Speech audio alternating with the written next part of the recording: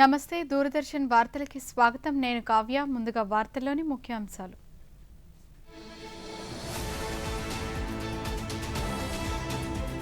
ఢిల్లీలో భారతీయ సంప్రదాయ కళాకృతులను వీక్షించిన రాష్ట్రపతి ద్రౌపది ముర్ము.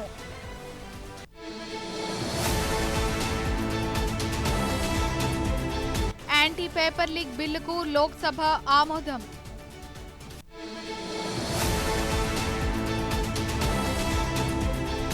నషాముక్త్ యువ ఫర్ వికసిత్ భారత్ ప్రచారాన్ని ఆగస్టు 2న ప్రారంభించనున్న ప్రధాని మోదీ.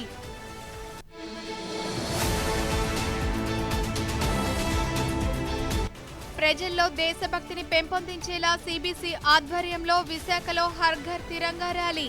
12 ఏళ్ల కేంద్ర పాలనా ప్రస్థానంపై చిత్ర ప్రదర్శనను ప్రారంభించిన మంత్రి సత్యకుమార్ యాదవ్.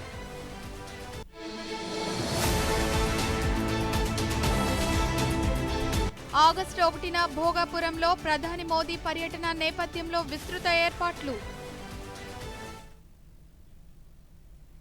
వార్తల్లో వివరాలు చూద్దాం. రాష్ట్రపతి ద్రౌపది ముర్ము ఈరోజు న్యూఢిల్లీలో రాష్ట్రపతి భవన్లో భారతీయ సంప్రదాయ కళారూపాలకు చెందిన కళాకారుల బృందాన్ని కలుసుకొని వారి కళాకృతులను వీక్షించారు. ఆర్టిస్ట్ ఇన్ రెసిడెన్స్ ప్రోగ్రాం కింద బనారస్ మురల్, థాంకా, నాయక, కేరళ మురల్, బసోహ్లీ, సుర్పూర్, మైసూర్ వంటి కళారూపాలకు ప్రాతినిధ్యం వహిస్తున్న 12 మంది కళాకారులు రాష్ట్రపతి భవన్లో బస చేస్తున్నారు. ఈ కార్యక్రమాన్ని భారతదేశ కళా సంప్రదాయాల స్ఫూర్తికి ఒక వేడుకగా నిర్వహిస్తారు.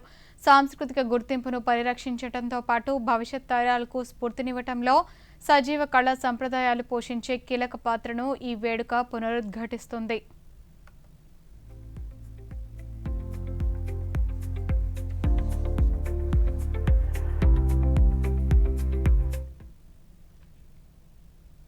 రాష్ట్రపతి ద్రౌపది ముర్ము ఈరోజు న్యూఢిల్లీలోని ఎయిర్ ఫోర్స్ బాల్ భారతి పాఠశాలను సందర్శించారు.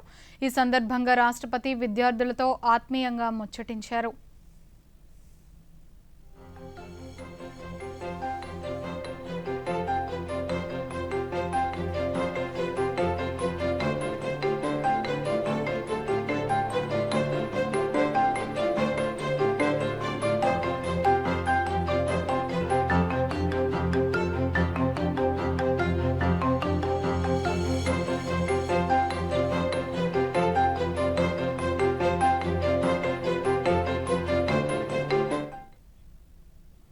ప్రధానమంత్రి నరేంద్ర మోదీ ఆగస్టు 2వ తేదీ నషాముక్త్ యువ ఫర్ వికసిత్ భారత్ ప్రచారాన్ని అధికారికంగా ప్రారంభించనున్నారు. ఈ ప్రారంభోత్సవంలో 1 కోటి మందికి పైగా పాల్గొంటారని యువజన వ్యవహారాలు, క్రీడల శాఖ మంత్రి డాక్టర్ మన్సుఖ్ మాండవీయ తెలిపారు. ఈ కార్యక్రమంలో పాల్గొనే వారందరూ నషాముక్త్ ప్రతిజ్ఞ కూడా చేస్తారని కేంద్ర మంత్రి తెలిపారు. వికసిత్ భారత్ కోసం నషాముక్త్ యువ ప్రచారం యువతను మాదక ద్రవ్యాల దుర్వినియోగానికి దూరంగా ఉండేలా ప్రోత్సహించే లక్ష్యంతో 100 వారాల పాటు దేశవ్యాప్తంగా జరిగే జన భాగస్వామ్య ఉద్యమం. ఇందులో ప్రతి ఆదివారం యువత నేతృత్వంలో జరిగే అవగాహన ప్రచారాలు, కమ్యూనిటీ ర్యాలీలు, నషాముక్త ప్రతిజ్ఞ ఉంటాయి.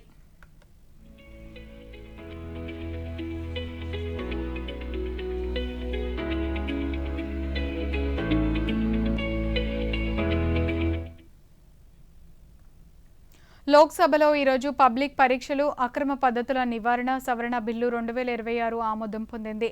పబ్లిక్ పరీక్షల్లో ప్రశ్న పత్రాల లీకేజీ, వ్యవస్థీకృత పరీక్షా మోసాలు, ఇతర అక్రమ పద్ధతులను నివారించేందుకు చట్టపరమైన విధానాన్ని మరింత బలోపేతం చేసేలా రూపొందించిన ఈ బిల్లు పబ్లిక్ పరీక్షలు, అక్రమ పద్ధతుల నివారణ చట్టం 2024ను సవరిస్తుంది. ఈ నూతన సవరణ చట్టం ద్వారా నేరస్తులకు 10 సంవత్సరాల వరకు జైలు శిక్ష, 50 లక్షల రూపాయల జరిమానాలతో కూడిన కఠినమైన శిక్షలను విధించే అవకాశం కల్పిస్తోంది. బిల్లు ఆమోదం పొందిన వెంటనే ప్రతిపక్షాల నినాదాల నేపథ్యంలో స్పీకర్ ఓం బిర్లా లోక్సభ కార్యకలాపాలను ఈ రోజుకు వాయిదా వేశారు. లోక్సభ రేపు ఉదయం 11 గంటలకు తిరిగి సమావేశం కానుంది.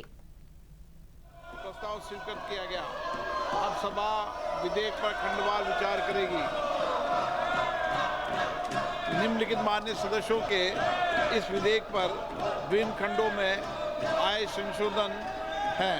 Shri N K Premachandran, Vishal Patil, professor Saugata Roy, Dean Kuriakose, Neeraj Maurya, Anand Bhadauria, Shyam Kumar Barve, K Radha Krishnan, ए बी बिडन, लालजी वर्मा, राजेश रंजन, बेनी मैनन, शफी परमबिल, अजय कुमार सिन्हा।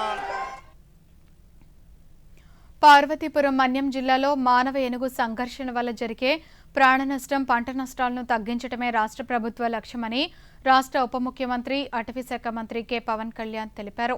పార్వతీపురం మన్యం జిల్లాలో గుచ్మి కుంకి ఏనుగుల శిబిరాన్ని మంత్రి ఈరోజు వర్చువల్ విధానంలో ప్రారంభించారు. ఈ సందర్భంగా మంత్రి మాట్లాడుతూ కర్ణాటక ప్రభుత్వానికి ధన్యవాదాలు తెలిపారు.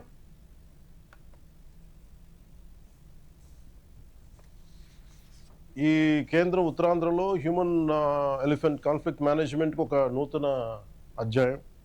పొలంనేరు ప్రాంతంలో జరిగిన పలు క్లిష్టమైన ఆపరేషన్లతోటి జయంత్, అభిమన్యు మన అటవీ సిబ్బంది అద్భుతమైన సమన్వయంతో పనిచేశారు. టెక్నాలజీని కూడా ఉపయోగించి మానవ ఏనుగు సంఘర్షణల కారణంగా సంభవించే మరణాలు దాదాపు 70% తగ్గించడంతో పాటు పంట నష్టాలను కూడా చాలా గణనీయంగా తగ్గించగలిగాం. ఇదే విజయాన్ని ఇప్పుడు పార్వతీపురం మన్యం జిల్లాలో కూడా సాధించాలన్నదే మా సంకల్పం.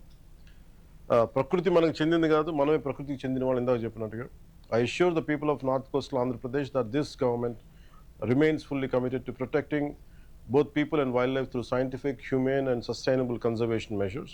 I dedicate the Guchami Elephant Camp to the people of Andhra Pradesh with the hope that it will become a symbol of compassion, conservation and harmonious coexistence between humans and elephants. ప్రభుత్వ ఉద్యోగాల భర్తీలో ఎలాంటి సమస్యలు తలెత్తకుండా notification విడుదలకు చర్యలు తీసుకోవాలని రాష్ట్ర విద్యా, ఐటీ శాఖల మంత్రి నారా లోకేష్ అధికారులకు దిశానిర్దేశం చేశారు.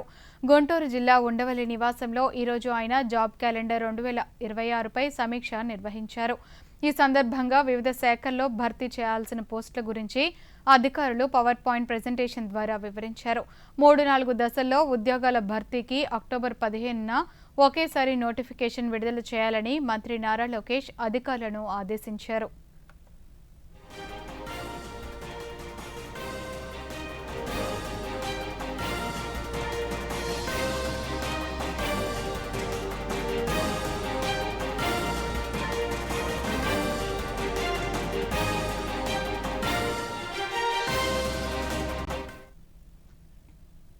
రాష్ట్రంలో అన్ని ప్రాంతాలను సమదృష్టితో అభివృద్ధి చేయాలన్నదే రాష్ట్ర ప్రభుత్వ లక్ష్యమని రాష్ట్ర సమాచార, పౌర సంబంధాల శాఖ మంత్రి కొలుసు పార్థసారథి తెలిపారు. భోగాపురం అల్లూరి సీతారామరాజు అంతర్జాతీయ విమానాశ్రయం ఉత్తరాంధ్ర ఒక గేట్వేగా మారుతుందన్నారు. విశాఖలో మంత్రి ఈరోజు మీడియాతో మాట్లాడుతూ ఈ విమానాశ్రయంతో యువతకు మరిన్ని ఉపాధి అవకాశాలు లభిస్తాయని తెలిపారు. భోగాపురం ఇంటర్నేషనల్ ఎయిర్పోర్ట్ ప్రారంభం కాబోతా ఉంది.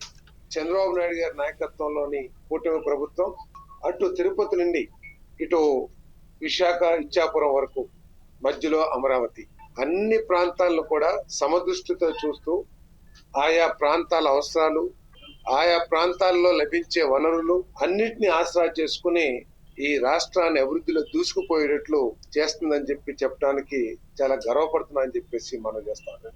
ఒకప్పుడు ఉత్తరాంధ్ర వలసలకు చిరునామాగా ఉన్న ఉత్తరాంధ్రని ఈరోజు దేశంలోని అన్ని ప్రాంతాల యువకులకి, ప్రపంచంలోని అన్ని దేశాల్లో ఉన్న పెద్ద పెద్ద కార్పొరేట్ సంస్థలకి ఈరోజు విశాఖపట్నం, ఉత్తరాంధ్ర. కేంద్ర సమాచార ప్రసార మంత్రిత్వ శాఖ ఆధ్వర్యంలో central bureau of communication CBC క్షేత్రస్థాయి కార్యాలయం విశాఖపట్నంలో ఏర్పాటు చేసిన ప్రగతి పదంలో ముందుకు 12 ఏళ్ల అభివృద్ధి ప్రస్థానం 2 రోజుల చిత్ర ప్రదర్శనను రాష్ట్ర వైద్యారోగ్య కుటుంబ సంక్షేమ శాఖ మంత్రి సత్యకుమార్ యాదవ్ ఈరోజు ప్రారంభించారు. ఎన్డీఏ ప్రభుత్వం సాధించిన 12 సంవత్సరాల పాలనా ప్రగతిని ప్రతిబింబిస్తూ దేశ ప్రజలను ప్రభావితం చేసిన ముఖ్యమైన పథకాలు, విధానాలు, విజయాలను ఈ ప్రదర్శనలో ఏర్పాటు చేశారు. అలాగే ప్రజల్లో దేశభక్తిని పెంపొందించేలా సిబిసి ఆధ్వర్యంలో ఏర్పాటు చేసిన హర్ ఘర్ తిరంగా ప్రదర్శనను మంత్రి ప్రారంభించారు. నగరంలోని వివిధ కళాశాలలకు చెందిన ఎన్సీసీ కేడెట్లు ప్రదర్శించిన 200 అడుగుల పొడవైన భారీ జాతీయ పతాకం ప్రత్యేక ఆకర్షణగా నిలిచింది. హర్ ఘర్ తిరంగా కార్యక్రమం ప్రారంభం కాగానే భోగాపురం వెళుతున్న రాష్ట్ర రెవెన్యూ శాఖ మంత్రి అనగాని సత్యప్రసాద్ కూడా ప్రదర్శనలో పాల్గొన్నారు. ఈ కార్యక్రమంలో PIB director G Suresh Kumar, CBC assistant director R Ramesh Chandra తదితరులు పాల్గొన్నారు.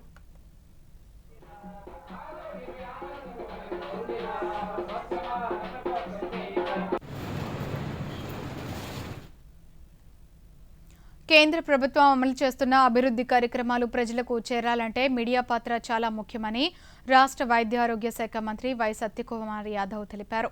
కేంద్ర సమాచార ప్రసార మంత్రిత్వ శాఖకు చెందిన భారత పత్రికా సమాచార కార్యాలయం PIB ఆధ్వర్యంలో ఏర్పాటు చేసిన వార్తా ల్యాబ్లో మంత్రి మీడియా ప్రతినిధులతో ముఖాముఖి నిర్వహించారు.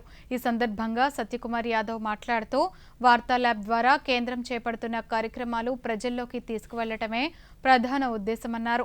12 ఏళ్లలో దేశ ఆర్థిక వ్యవస్థ ఎంతో అభివృద్ధి చెందిందన్నారు. అమరావతి అభివృద్ధి కోసం కేంద్రం వేల కోట్ల నిధులు కేటాయిస్తోందన్నారు. రాయలసీమలో హార్టికల్చర్ అభివృద్ధికి కేంద్రం సహకరిస్తోందన్నారు. ఎవరైనా వాళ్ళకి దగ్గరలో దిగిన తర్వాత 50 కిలోమీటర్ల దూరంలో వాళ్ళ కంపెనీ పెట్టడానికి సిద్ధపడతారు, కానీ ఎక్కడో దిగి 6 కిలోమీటర్లు 7 కిలోమీటర్లు పోవాలంటే ఎవరు రాదు. చదువు ఎయిర్పోర్ట్ కారణంగా ఒక ఇండస్ట్రియల్ డెవలప్మెంట్ జరుగుతుంది. దీని కారణంగా ఇన్వెస్ట్మెంట్ వస్తుంది. ఇన్వెస్ట్మెంట్ కారణంగా ఎంప్లాయ్మెంట్ జనరేషన్ జరుగుతుంది. ఇవన్నీ కాకుండా ఈ ఆరోగ్య వ్యవస్థలు మెరుగుపడతాయి. పర్యాటకం, టూరిజం అనేది highest employment generate. Hyderabad Doordarshan కేంద్రాన్ని తెలంగాణ రాష్ట్ర గవర్నర్ శివప్రతాప్ శుక్లా ఈరోజు సందర్శించారు. దూరదర్శన్ కేంద్రంలో ప్రతి విభాగాన్ని గవర్నర్ పరిశీలించారు. దూరదర్శన్ కేంద్ర ప్రసారాల పనితీరును ఉన్నతాధికారులు గవర్నర్కు వివరించారు. AI వల్ల సృజనాత్మకత దెబ్బతినకూడదని గవర్నర్ అధికారులకు సూచించారు. ఈ సందర్భంగా ఏక్ పేడ్ మాకే నామ్ ఉద్యమంలో భాగంగా గవర్నర్ దూరదర్శన్ ప్రాంగణంలో మొక్కను నాటారు.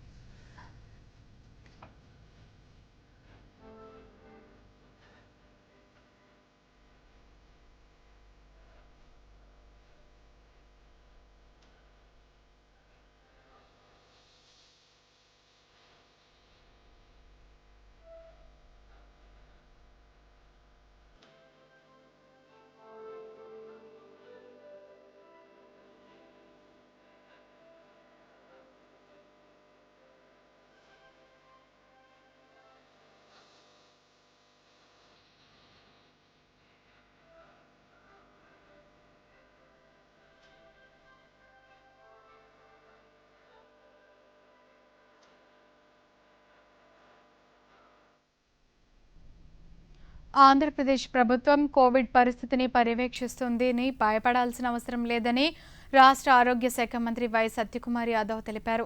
గత నెలలో ఆంధ్రప్రదేశ్లో 2 COVID-19 కేసులు నమోదయ్యాయని, కడప జిల్లాలోని నమూనాల్లో జెనోమిక్ సీక్వెన్సింగ్ ద్వారా RFI ఒమిక్రాన్ సబ్లైనేజ్ ఉన్నట్లు తేలిందని, ఈ వేరియంట్ను ప్రపంచ ఆరోగ్య సంస్థ ఆందోళన కలిగించే వేరియంట్గా వర్గీకరించలేదని కేంద్రం పేర్కొందని మంత్రి తెలిపారు. देश भर में अनेक अलग प्रदेशों में भी है, लेकिन कोई घबराहट होने की बात नहीं है, क्योंकि जो वेरिएंट है हम जीनोम सीक्वेंसिंग के लिए पुणे भेजे थे, उसमें वेरिएंट था ओमिक्रॉन RF5. उसमें उससे कोई खतरा नहीं है, और ऐसा WHO भी कहा. कल खुद केंद्र के जो स्वास्थ्य मंत्री है JP नड्डा जी ने भी कहा है, उसमें कोई घबराहट होने की बात नहीं.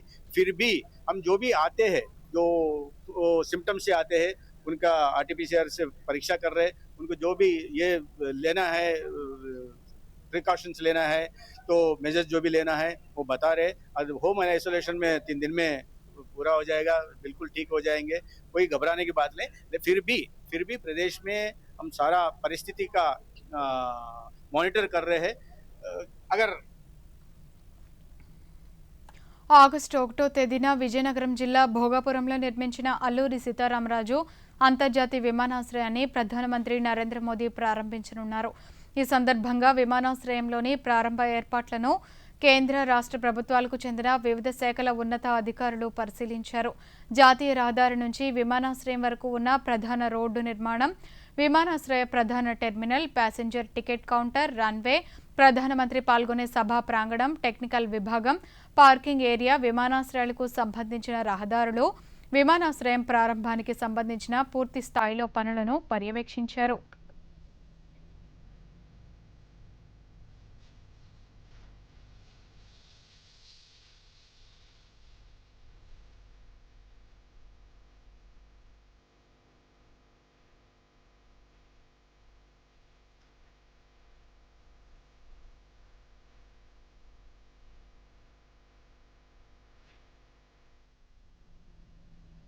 వార్తల్లో చిన్న విరామం.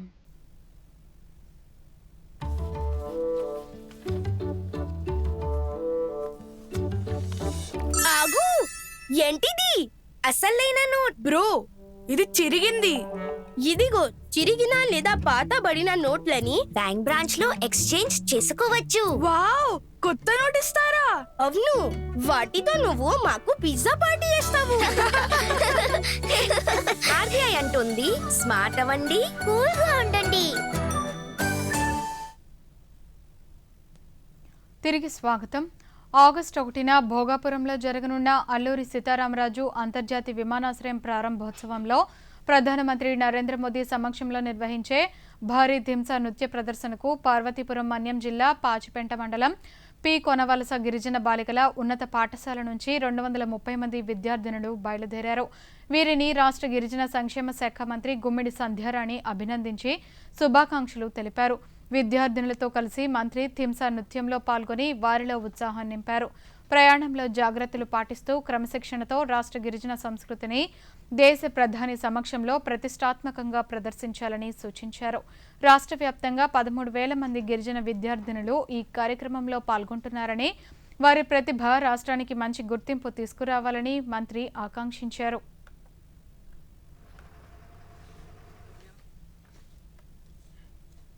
కర్నూలులోని శ్రీరామనగర్ శుద్ధవాగు ప్రక్షాళన అభివృద్ధి పనులకు రాష్ట్ర పరిశ్రమల శాఖ మంత్రి టీజీ భరత్ ఈరోజు శంకుస్థాపన చేశారు. ఈ సందర్భంగా మంత్రి మాట్లాడుతూ ప్రజలకు ఇచ్చిన హామీల మేరకు అభివృద్ధి పనులను పూర్తి చేస్తున్నామన్నారు.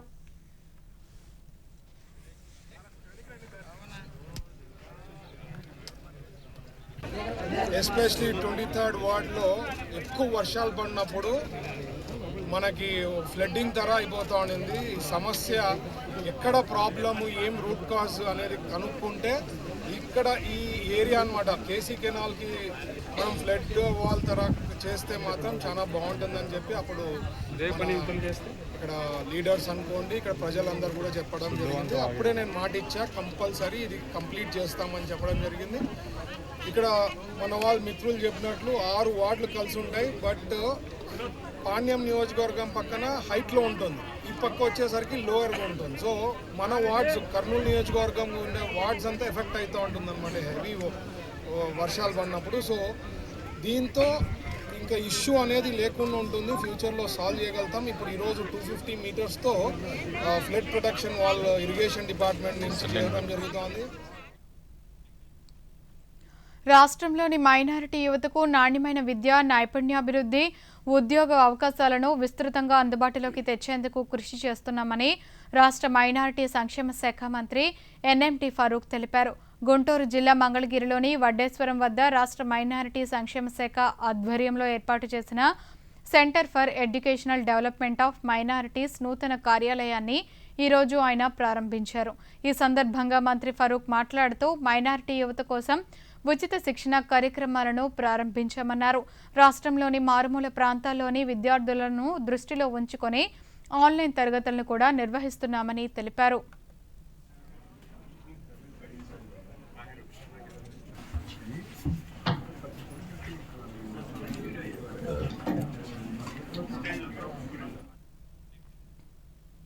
విజయవాడ ఇంద్రకీలాద్రిపై శ్రీ దుర్గా మల్లేశ్వర స్వామివార్ల దేవస్థానంలో గత 3 రోజులుగా అత్యంత వైభవంగా జరిగిన శాకంబరి ఉత్సవాలు పూర్ణ ఆహుతితో ముగిశాయి.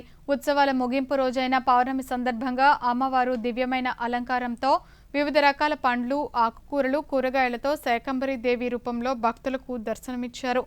ఉత్సవ సమాప్తి సందర్భంగా ఆలయ స్థానాచార్య వి శివప్రసాద్ శర్మ, వైదిక కమిటీ సభ్యులు, వేద పండితులు, అర్చక స్వాముల ఆధ్వర్యంలో పవిత్ర వైదిక క్రతువులు జరిగాయి. మహాపూర్ణాహుతి, కలశోద్వాసన, మార్జనం, ప్రోక్షణతో ఉత్సవాలు దిగ్విజయంగా సమాప్తమయ్యాయి.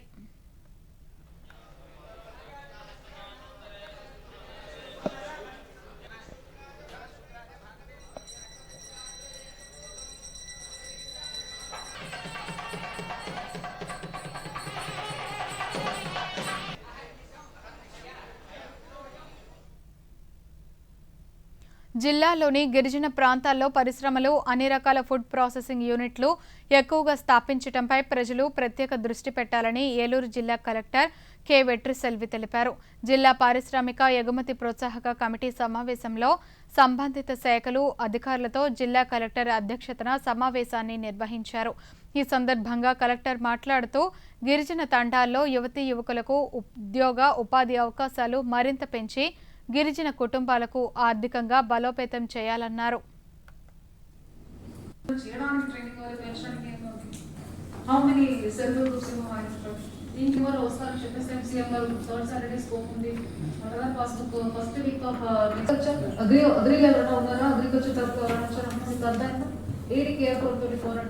స్టార్ట్ చేసాం మేడం. ఇప్పుడు అవుట్పుట్ ఏంటి, ఏమని వస్తుంది? అది 45 days. ఆంధ్రప్రదేశ్ రాష్ట్ర దస్తావేజు లేఖరుల సంక్షేమ సంఘం ప్రతినిధులు మాజీ ముఖ్యమంత్రి వైఎస్ జగన్ను గుంటూరు జిల్లా తాడేపల్లిలోని వైఎస్ఆర్సీపీ కేంద్ర కార్యాలయంలో ఈరోజు కలిశారు. ఈ సందర్భంగా వారు వినతి పత్రాన్ని అందజేశారు.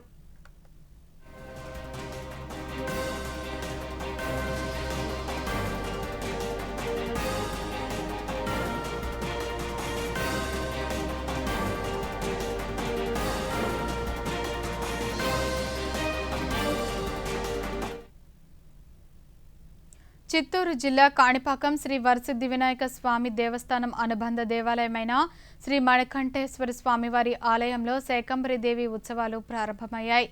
శ్రీ మణికంఠేశ్వర స్వామి అమ్మవారి ఆలయాన్ని వివిధ రకాల కూరగాయలు, పండ్లతో సర్వాంగ సుందరంగా శోభాయమానంగా అలంకరించారు.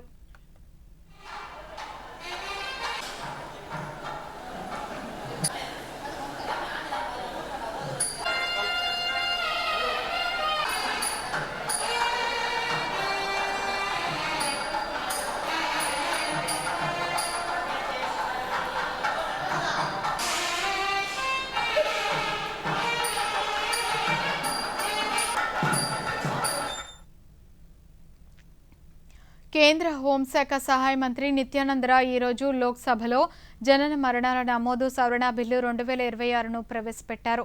జనన మరణాల నమోదు చట్టం 1969ని సవరిస్తూ ఈ బిల్లును రూపొందించారు.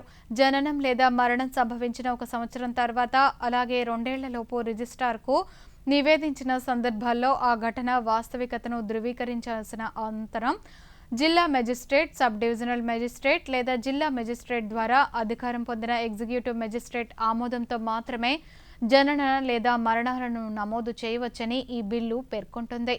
అయితే జననం లేదా మరణం సంభవించిన 2 ఏళ్ల తర్వాత రిజిస్ట్రార్కు నివేదిస్తే ఫస్ట్ క్లాస్ జ్యుడిషియల్ మెజిస్ట్రేట్ ఆదేశంపై మాత్రమే నమోదు చేయాలని ఈ బిల్లు స్పష్టం చేస్తోంది.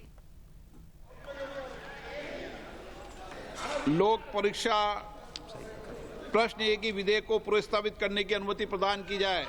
जो सदस्य इसके पक्ष में हाँ गए, जो सदस्य विरोध में ना गए, मेरे विचार में निर्णय हाँ वालों के पक्ष में, हाँ वालों के पक्ष में अनुमति प्रदान की जाती है. రాజ్యసభలో ఈరోజు జాతీయ గౌరవానికి అవమానాల నివారణ సవరణ బిల్లు 2026ను ఆమోదించారు. ఈ బిల్లు జాతీయ గౌరవానికి అవమానాల నివారణ చట్టం 1971ను సవరిస్తూ జాతీయ గీతం జనగణమనకు ఉన్న చట్టబద్ధమైన రక్షణను వందే మాతరం గేయానికి కూడా కల్పిస్తోంది. ఈ చట్ట పరిధిలోకి జాతీయ పతాకం, రాజ్యాంగం, జాతీయ గీతంతో పాటు వందే మాతరం గేయాన్ని కూడా చేర్చారు. వందే మాతరాన్ని పాడకుండా ఉద్దేశపూర్వకంగా అడ్డుకోవటం లేదా ఆ గీతాన్ని పాడుతున్న సభకు ఆటంకం కలిగించటం ఇప్పుడు నేరపూరిత చర్యగా పరిగణిస్తారు. ఈ చట్టాన్ని ఉల్లంఘించిన వారికి 3 సంవత్సరాల వరకు జైలు శిక్ష, జరిమానా లేదా 2 విధించేందుకు అవకాశం ఉంది. ఈ చట్టం కింద 2 లేదా తదుపరిసారి నేరం రుజువైతే తప్పనిసరిగా కనీసం 1 సంవత్సరం జైలు శిక్ష విధిస్తారు. రాజ్యసభలో ఈ చట్టాన్ని మూజువాణి ఓటు ద్వారా ఆమోదించారు. అనంతరం ప్రతిపక్ష సభ్యుల నినాదాలు, నిరసనల మధ్య వారి వాకౌట్ తర్వాత రాజ్యసభ డిప్యూటీ చైర్మన్ హరివంశ్ నారాయణ సింగ్ రాజ్యసభను ఈ రోజుకు వాయిదా వేశారు. రేపు ఉదయం 11 గంటలకు రాజ్యసభ తిరిగి సమావేశం కానుంది. श्रीमान Nityanand Rai ji to move that the bill be passed. माननीय मंत्री जी. కేంద్ర రక్షణ మంత్రి రాజ్నాథ్ సింగ్ లక్నోలోని కమాండ్ హాస్పిటల్లో భారతదేశపు మొట్టమొదటి ప్రత్యేక సైనిక వైద్య విభాగాన్ని వర్చువల్గా ప్రారంభించారు.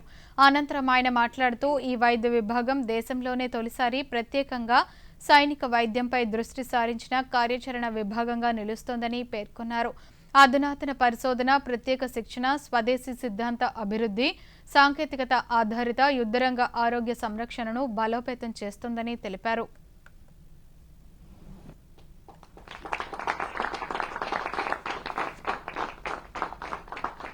आज का दिन हमारी आर्म फोर्सेस की मेडिकल सर्विसेज के इतिहास में एक स्वर्णिम अध्याय जोड़ने जा रहा है।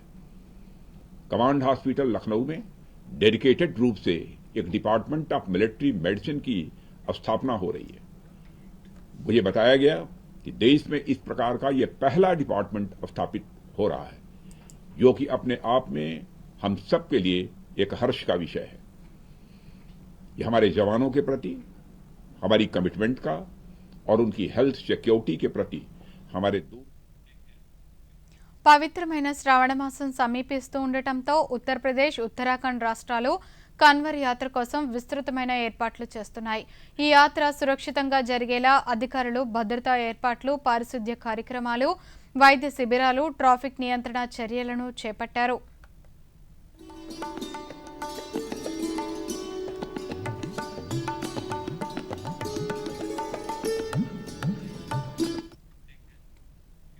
ప్రపంచ నౌకాయాన రంగానికి 3,11,936 మంది సముద్రయాన నిపుణులను అందించడం ద్వారా నౌకా వాణిజ్య సిబ్బందిని సరఫరా చేసే దేశాల్లో భారత్ ప్రపంచంలోనే రెండో అతిపెద్ద దేశంగా అవతరించింది. ప్రపంచవ్యాప్త సముద్రయాన సిబ్బందిలో భారత్ వాటా ప్రస్తుతం 12.16% ఉందని ఈ నివేదిక అంచనా వేస్తోంది. ఈ విషయంలో ఫిలిప్పీన్స్ మాత్రమే భారత్ కంటే ముందుండగా చైనా, రష్యా, ఇండోనేషియా దేశాలు భారత్ తర్వాతి స్థానాల్లో ఉన్నాయి. ఈ విజయం భారత సముద్రయాన రంగ చరిత్రలో అత్యంత విశేషమైన పరిణామాల్లో ఒకటిగా నిలిచింది.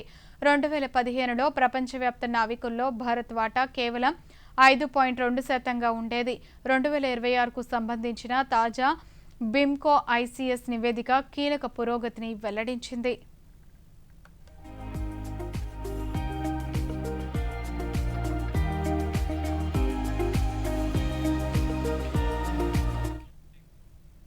అంతర్జాతీయ జలమార్గాల్లో ఎలాంటి అడ్డంకులు లేని నౌకాయానం వాణిజ్యాన్ని పునరుద్ధరించాలని భారత రాయబారి పర్వతనేని హరీష్ అన్నారు. ఐక్యరాజ్యసమితి భద్రతా మండలి నిర్వహించిన త్రైమాసిక చర్చల్లో ఆయన మాట్లాడుతూ పశ్చిమాసియాలో నెలకొన్న పరిస్థితిపై ఆందోళన వ్యక్తం చేశారు. ఈ నెలలో హార్ముజ్ జలసంధిలో ప్రయాణిస్తున్న GFS Galaxy, MT all Bahia, MT ముంబాసా వంటి వాణిజ్య నౌకలపై జరిగిన దాడులను భారత్ ఖండిస్తోందని స్పష్టం చేశారు. We strongly condemn the recent attacks on several vessels, GFS Galaxy, MT Al Bahia and MT Mombasa among them, during their transit through the Strait of Hormuz this month. Several Indian citizens were injured, including some seriously. One Indian tragically lost his life and one is missing in these attacks. India has consistently condemned acts of violence targeting seafarers and disrupting free and safe navigation through international waterways like the Strait of Hormuz. India strongly advocates a return to dialogue and diplomacy in the interests of peace, security and stability in the region. వార్తలు ముగించే ముందు ముఖ్యాంశాలు మరోసారి.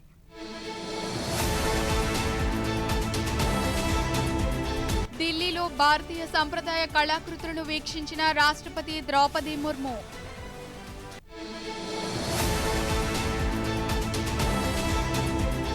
Anti paper leak బిల్లుకు లోక్సభ ఆమోదం.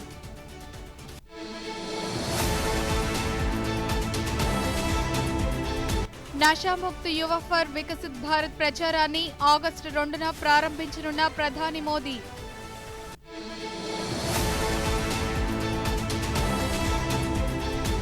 ప్రజల్లో దేశభక్తిని పెంపొందించేలా CBC ఆధ్వర్యంలో విశాఖలో హర్ ఘర్ తిరంగా ర్యాలీ. 12 ఏళ్ల కేంద్ర పాలనా ప్రస్థానంపై చిత్ర ప్రదర్శనను ప్రారంభించిన మంత్రి సత్యకుమార్ యాదవ్.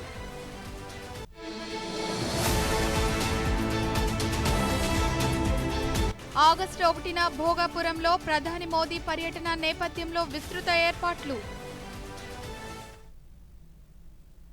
ఈ వార్తలు ఇంతటితో సమాప్తం. నమస్కారం.